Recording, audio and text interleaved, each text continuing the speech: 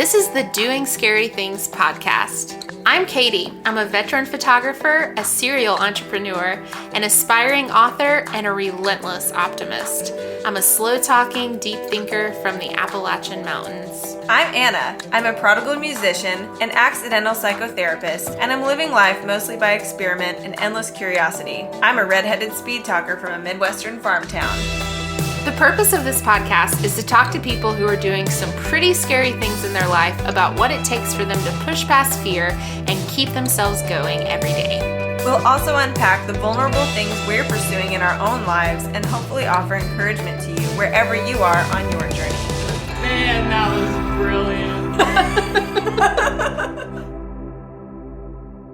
Hello, everybody. Welcome back to the Doing Scary Things podcast.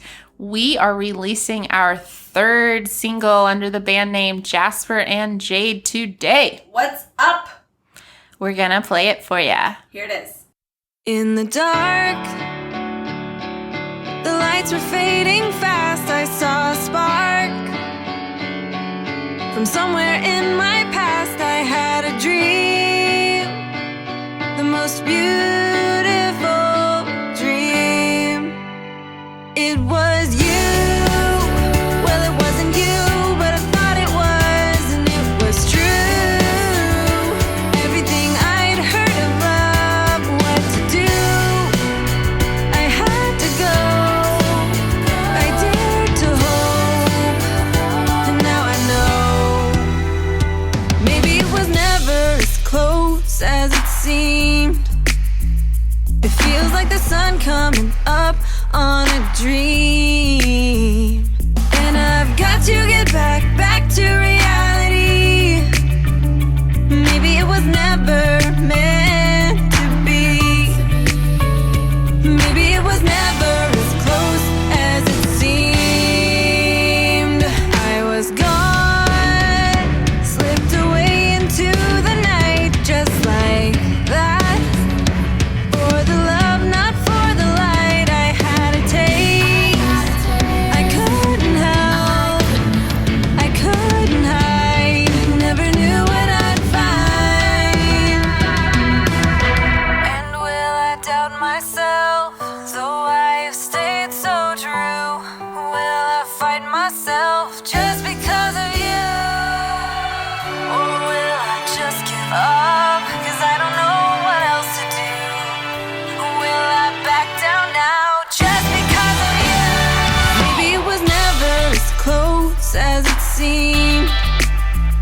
It feels like the sun burning holes through a dream, and I've got to get back to reality. Maybe it was never meant to be. Maybe it was never as close as it seemed.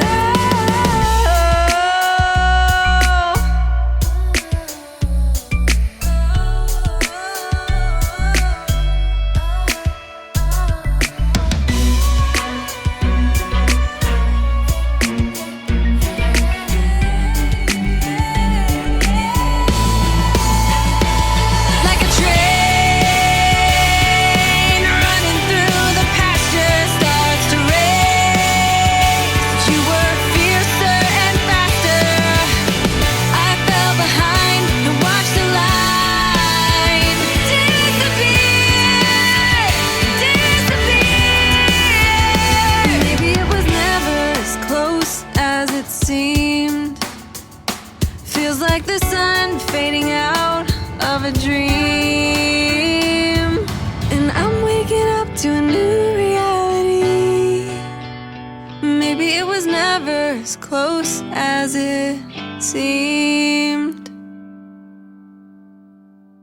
Breathtaking. It is a little surreal and breathtaking that we're doing this episode because Close is the first song we ever worked on. You showed it to me about 3.5 years ago. Yeah. We knew each other before, Yeah. but it was the first time that you showed me any song you had written. I don't think I was super aware that you were writing songs and that you knew how to make demos of those. Right. I hadn't been doing any kind of demos or anything like that for very long, but the version of the song that you heard then was actually made on my iPhone in the GarageBand app. Like, sing into your iPhone and program crudely with your fingers, iPhone app. It's hard to even remember what that sounds like now, and it's still amazing to me how far it's come. It's been recorded professionally, and, I lived so long with that little amateur GarageBand iPhone version. That's all true, but I will just say that's also in the context of anytime you're starting out in art and maybe in other categories of work as well. It's like that Ira Glass quote. You know what you want it to sound like, and the frustration lies in your own ability, right? And so you knew, we're surrounded by professional musicians. You knew this isn't professional level. However, I think there's something to be said for you have to start somewhere and you have to use what you have. And at the time, you didn't have a MacBook. You didn't have real GarageBand. You used what you had and you had it on your phone. And I think you're selling yourself short a little bit by not saying like, look, I wrote this song and I figured out how to program this demo enough to show it to people. So I was just honestly super impressed at that. And everybody knows when they're listening to a demo, it's not the finished product. But loved hearing the song. I cried. We were in a car in Marietta Square. Yes. I cried and I said, we have to write songs together. Yeah. And we did. And then we did. We started. Yeah. And I think I'm not like ashamed of that original demo because just like you said, you start where you are, you use what you have. And at that point, that was scary enough. I wasn't super concerned about, does this sound perfect? Does this sound good enough to show anyone? Or even, is it good? My concern was, I have to do this, period. I wasn't yet really worried about the rest. Do you want to talk a little about the meaning behind that song and how you had lived with it for so long and where it came from? Oh my gosh. Well, yes.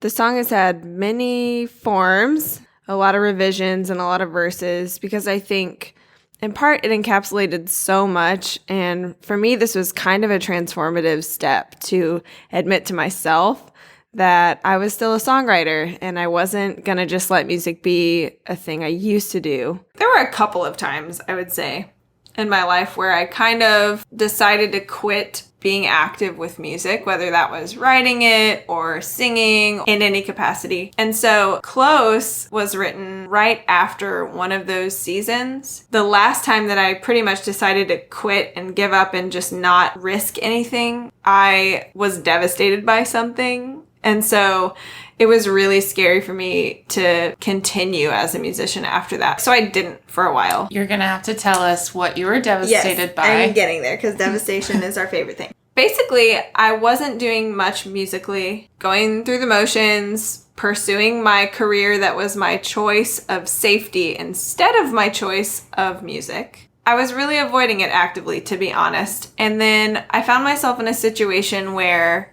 I was kind of in the right place at the right time.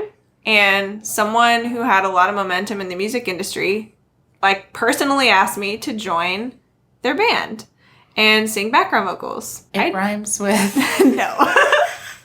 It was amazing. You guys just ask me about it later. I'll tell you ask everything. Katie. I'm not naming names, but she probably will. So it's okay. I felt like Cinderella, and I know it's just background vocals. It's not that big of a deal. But to me, it was everything. I was singing in front of thousands of people for the first time. I love being part of a band. It's the most fun thing in the world to me. Hadn't done it in a long time. If you had asked me, what could we do to suddenly make all your dreams come true? It would have been that. So that happened. It was a blast. I felt really validated. I grew a lot as a singer. Super exhilarating and fun. And then in a split second, it was all over. That was really hard because I felt like, oh my gosh, yes, finally I had all this validation that music was my path in life again. And then all of a sudden it was just gone. And I felt super disoriented and kind of betrayed. Then I was just back into question everything mode. And really, instead of having the courage to question everything, I was just shut it down.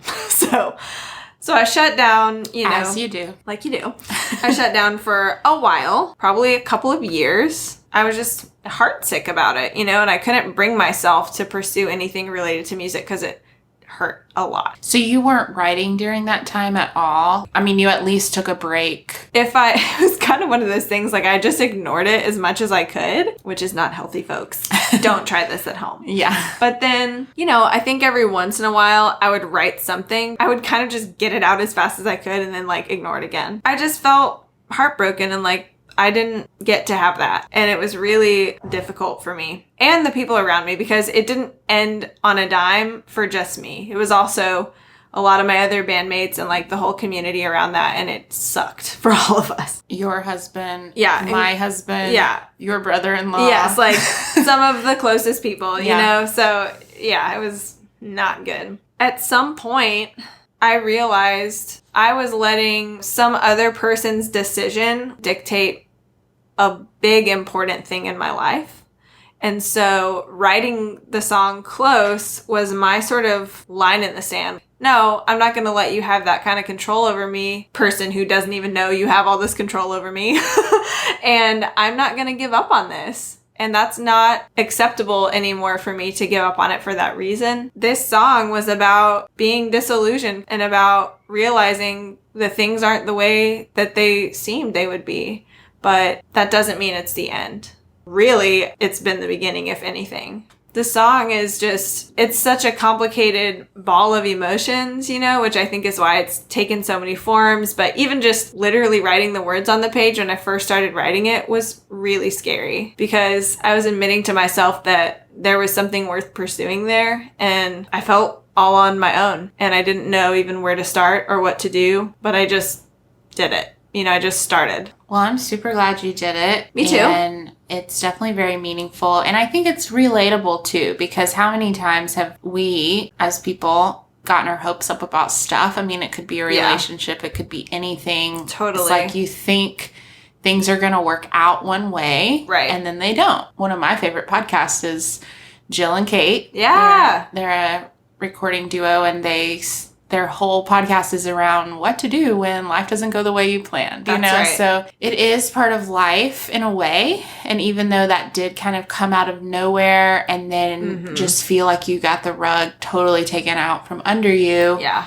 I think there's a lot to be said for giving yourself time, giving yourself space, but then regrouping and starting. And I just think that's amazing. Yeah. I'm remembering how part of the bitterness of that situation was that basically me and one other person in the band were very optimistic about everything and we were very trusting and probably very naive. And some of the other members of the band were always cautioning us, like, don't get your hopes up. You don't believe it till you see it. And two of us were like really adamant that no, this is amazing. And who cares if we get our hopes up? We believe that this is, you know, what we're going to be doing. This is going somewhere. It was really hard to be hit with the reality that the skeptics were kind of right, even like within the band. The more conservative, skeptical members who like weren't getting their hopes up like me and this other person were, they were right. And of course they thought that for really good reasons. They'd already been in the music industry a long time. They'd been burned a million times by other similar situations, you know. It just really hurt to be the champion, being positive and having hope, and then that being like a slap in the face. I think there was something exciting for sure, but also terrifying about even just writing the words on the paper. Downloading the GarageBand app was something I did like as a New Year's resolution kind of.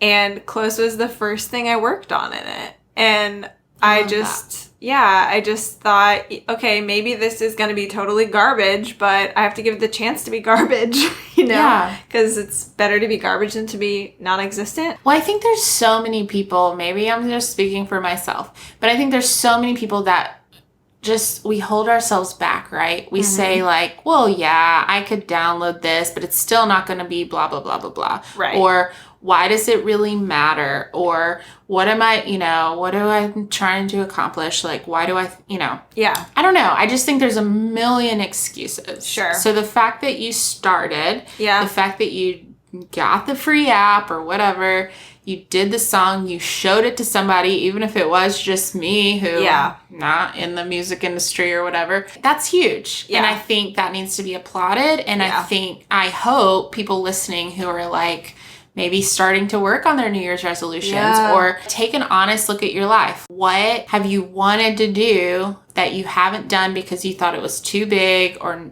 not going to work out? Right. What can you do to take the next step? Like, that's what I would hope people could get from this, because you did it. Yeah. And, you know, at some point, there's like two other important catalyst ingredients in this situation. One is that I really, really tried to ignore it, and it did not go away. And I think that's very telling. Preach. And that's something that we talked about with Jason Wilkes. Like, if you're made to do this, or like this is a thing that's not going to let go of you, then you got to recalibrate and pursue it somehow, you know? It's something I talked about on my episode. Yeah. Like, I wanted it to die. I wanted it to go away so I would never have to deal with it and put myself out there. And so all that to say, that's not just me. Like, totally. I think we all have those things that are not going to let go of us. That was part of the eye-opener for me, realizing this is not something that's going to let go of me. But the other thing was, I was so sick of the internal monologue going on in my head all the time. The wrestling with it, the trying to beat it down, all that stuff. At some point, I was like, you know what? If I'm possibly going to be great, then I have to start. If I'm going to absolutely suck at it, I need to prove that I'm going to suck at it, because I'm sick of wondering and being in limbo. In a sense, that's almost like a need for security mindset. Like, I just need to know one way or the other. Am I going to be... You know, is this going to be workable? Am I going to be able to do this in some way that I am proud of, or that matters to me, or not? Living in limbo, you get to sort of escape the vulnerability, but you also escape the reward. Yeah. You know, even if it completely sucks and it never gets better and it always sucks, at least I'll know. Well, and I understand what you're saying, but how could something not progress in some way? Exactly. Like, yeah, maybe you'll never be like the best. If it's my friend's kid, like making the swim team, he's not good yet. He is going to go to practice every day. He's going to get better. He may not ever be the best one on the team. He may not win awards. Yeah. But he's going to get better. Right. And that, I would imagine, will have great rewards for him. Either way, if it starts out as crap and stays crap, the starting point looks the same for the flat line and for the wild success. Why would we rather do something we are not going to enjoy as much or find as fulfilling just because it's easier than working really hard and getting to do the thing we want to do? You know, our brains are sort of wired kind of funny in that way, I think. Well, it's true. And I think that easier is the key word there, because it's not easier in terms of laziness. It's easier in terms of safety. I think it always boils down to safety. And it's not easier in the amount of time you're going to spend on it. It's not like less effort. Yeah, yeah, exactly. Like, you're going to spend your entire life doing something that wasn't your first choice. Like, are you kidding me? Yeah. We're talking about years of life. Right. Don't we know it? Anyway. We know all about that life. We're just preaching a sermon today. Yes, but come on down. It's so powerful, you know, and I think in a lot of ways, this song was the origin of then what has become Jasper and Jade and what has become Doing Scary Things, because it's kind of a representation of the original Scary Thing. Definitely. And and your story was very much my story. Right. So I think that was that was part of that moment in the car. That's why you cried. Well, I had lived through that with you, that experience. So I knew it was about that. Yeah. And I was also just very proud you were starting in this. I am surrounded by a lot of musicians. And even of those, I don't know a ton that are songwriters or that are working on things like that. And I was just impressed. And it was also very much like something that I wanted for myself. Yeah. And so it gave me courage. Like, you doing that gave me courage. Yeah. And I said, let's do this together, please. Yeah. And I mean, we're still screaming that from the rooftops. If we can start, Yeah. you can start. Absolutely. If I can start, you can start. Yeah. You know? We were not like in high school. We had busy Yeah. careers. We were both self-employed. Yeah. We had husbands. We had stuff going on. And it was very hard to carve out time. We're going to talk about that later. Yeah, that's so true, though. It's like, speaking of easy and levels of effort, it was a lot of doing, even just functionally, to make it happen. Not to mention, like, the emotional turmoil of, like, starting to do something scary when you feel like puking about it all the time because you're so like, oh my God, I can't believe I'm doing this. We did it. Yeah. I'm proud of us. And let's talk more about the song. Yeah.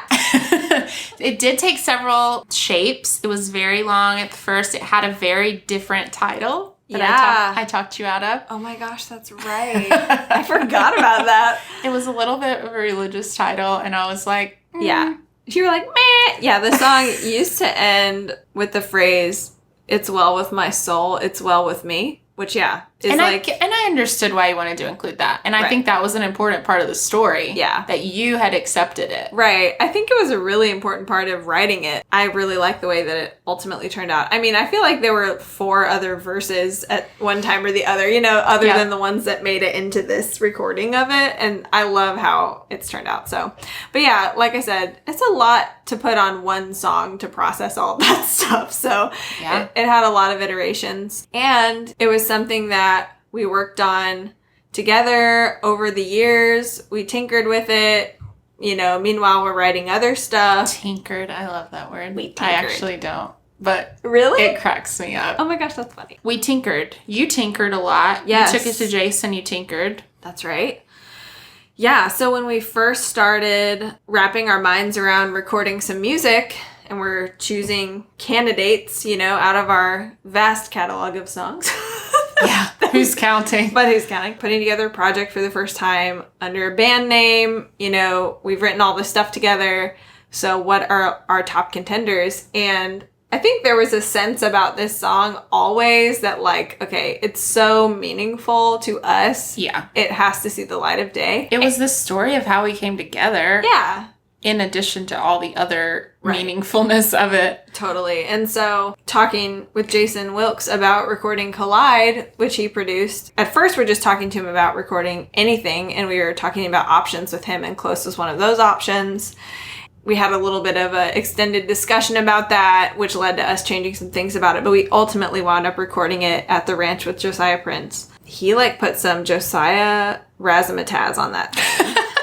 And I love it. I love it so much. We ended up in the club somehow. Which I don't think us or Josiah have ever been in a club at all, like any of us separately. I'm just going to throw that out there. I could be wrong. I've been in a club twice. Guys, I went to the underage club at Myrtle Beach once. I danced all night in a club in Vegas one time. And it was so fun, and I don't know how I stayed awake because it was literally all night, but it was just dancing. It was so much fun. I didn't mean to make us sound so cool. We're so cool. I've probably been in clubs. Anyway. Josiah added Raz-a-ma-taz, you were saying. Yes. So Josiah brought it to life, and I absolutely love the instrumentation and just the different flavors in the song. It was also super intimidating. That was the first song that we recorded with him, right? Was it? We did it at the same time as Deathbed. Yeah. So I think we had done Deathbed kind of the day before we did all the vocals for Deathbed, and then the next day we were working on Close. Close was the last thing vocally we were working on because there's this note in the song, which in hindsight is not that outrageously high for me, but I was really terrified. I mean, deeply scared on some level to be recording this, and it was a mental I block. had a mental block about it, and so poor Katie and Josiah had to hear me. We hid in the kitchen and pretended we couldn't hear her practicing. To hear me rehearsing, hitting this particular note, because it was just freaking me out. We knew you could do it though, and we were just waiting for you to. They were just come on. Yeah, well, I felt that way about myself. But I was you were the most frustrated because you knew you could do it. Well, and I felt so panicky, and it was we had a very limited time. I could have, hit that one thing the next time we came back to Nashville, but I needed it for myself to like, let's finish this song. You know, this one thing is just like a mental block and I have to get through it before we can drive home. And we were driving home that day. So it was really scary. Even to the point that I went out in the car to practice belting at the top of my lungs in the car. Which is why I did all the 3-part harmonies throughout. Yeah, I don't think I would have had that many parts in it. But he was just like, well, you want to do this part? You want to do this part? Oh, he's so great. He's just like throwing out parts at us like this, which is great. We did some Taylor Swift talking in the middle. It was so great. You did. Shout out T Swift. What's up, girl? Come join us on the podcast sometime. Yeah. I want to know what scares Taylor Swift. Welcome to New York. In all the changes to the lyrics of this song, one thing that I've always really liked about it, I think, is that it kind of demonstrates that internal struggle that I was kind of processing through the whole ordeal of writing this song. Because, you know, a lot of it is kind of like storytelling. It's describing a situation and shedding some light on sort of my perspective in the situation and how things are affecting me. But then also it turns inward and sort of reflects on, am I really, you know, how can I do this? And I have all this self-doubt, and it kind of alludes to those things. And I think that's really, for me, that it was vulnerable to put that in a song. But I think it's really important. And I really like how it turned out showing that contrast. Like, there's kind of the story as we explain it to other people, and then there's the internal struggle that comes alongside of that, and usually they're happening at the same time. That's just something I like about this song that I think is kind of a unique feature of it. I love it as well, and I love the train analogy, the fiercer and faster lyric I was obsessed with for a while. Yeah. Kind of toiled with naming the album that for a while. Right. It's a great phrase. I like that one. But as we talked about on an earlier episode, it did have a little bit of a strange structure, and part of that was just because there were so many versions and we were trying to, you know, kind of shave it down. And I think Josiah did a great job of just kind of trimming the fat, you know, putting it out there. It was a fun process. Yeah, Jason helped us with that too a little bit, like on the front end of it when we were entertaining recording that one with him, because I think that was just an interesting experiment and process for us in general with our music overall, is that we had to kind of start to wrap our brains around how commercial are our songs going to sound. Yeah. And what kind of a box are we trying to put these ideas into, or, you know, how flexible can the box be, kind of? Yeah, because for people who may not know that, if you are trying to write for radio or any kind of consideration like that, there's a lot of rules in the music industry. So there's so many seconds until you can start singing. There, you know, you have to get to the chorus by this point. Right. And I mean, I don't think we were ever like, okay, we're writing for radio. Right. So we weren't totally trying to pay attention to those things. Right. However, Jason kind of explained this to us because most people listen to music on the radio. Yeah, commercial. Your brain is sort of used to hearing those things. So we were sort of weighing those options of like, okay, well, we don't want it to sound totally different from any music people have ever heard. Right. But we also just don't want to necessarily, it's kind of like you have to know the rules to break them. Right. And we didn't want to necessarily follow all the rules just to follow them, but we wanted to make the smartest decisions that we could. Right. Which, you know, I think it's awesome that we had the luxury of making those choices because we weren't in a mainstream situation. You know, we're just doing an experiment.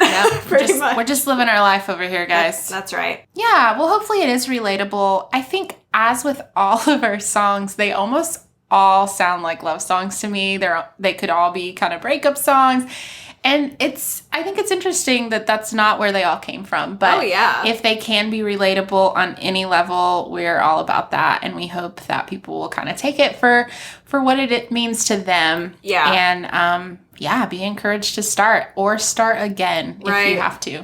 There's kind of an underpinning in this song of acknowledging the way things went and on some level accepting that. This isn't true across the board in every situation, but I think in a lot of situations, even if it's not okay, some kind of accepting it helps you to go forward. And for me, that was really true. Yeah, well, and that makes me think of like, even if somebody has like totally wronged you or whatever, and that's out of your hands, and like what they did is not okay, you have to become okay with it in order to move on. And, you know, some of that is taking radical responsibility. Like, I was letting somebody else have so much power over me and inform so much who I was and what I was capable of. That poor person didn't even know that I was putting all of that on them.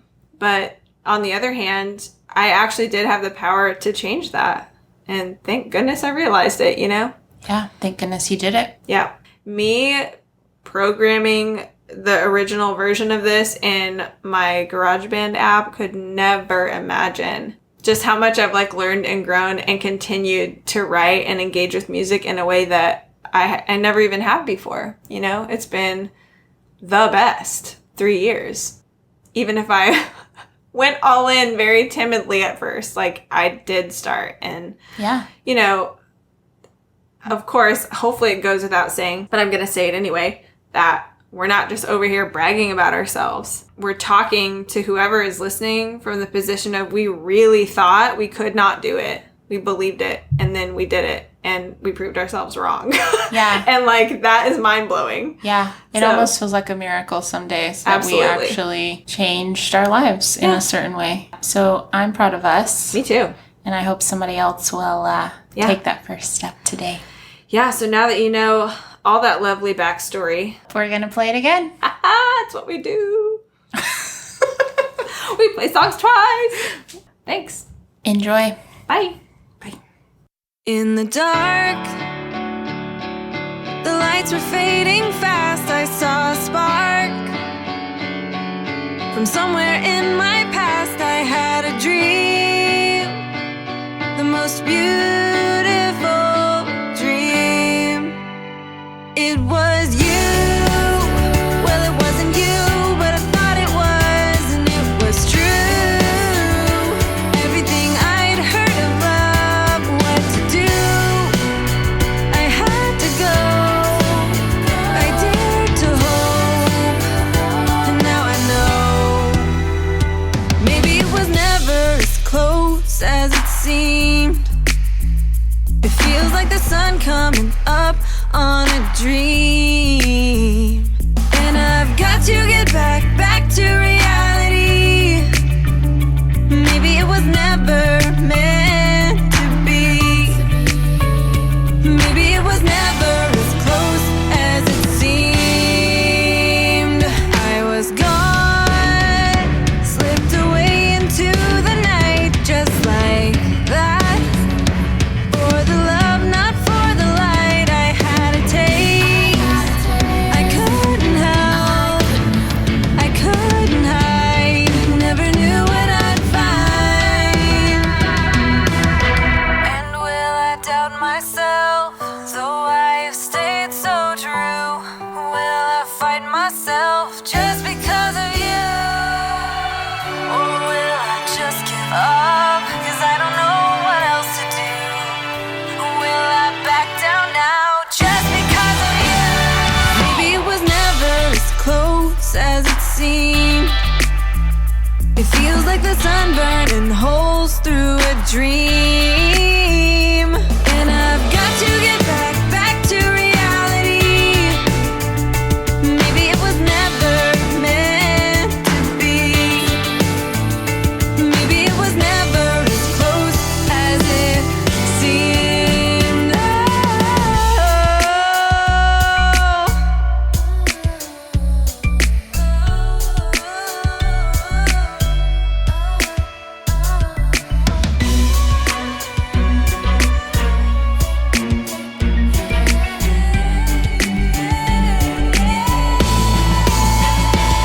Like a train running through the pasture starts to race. You were fiercer and faster. I fell behind and watched the light disappear. Maybe it was never as close as it seemed. Feels like the sun fading out of a dream, and I'm waking up to a new reality. was never as close as it seemed.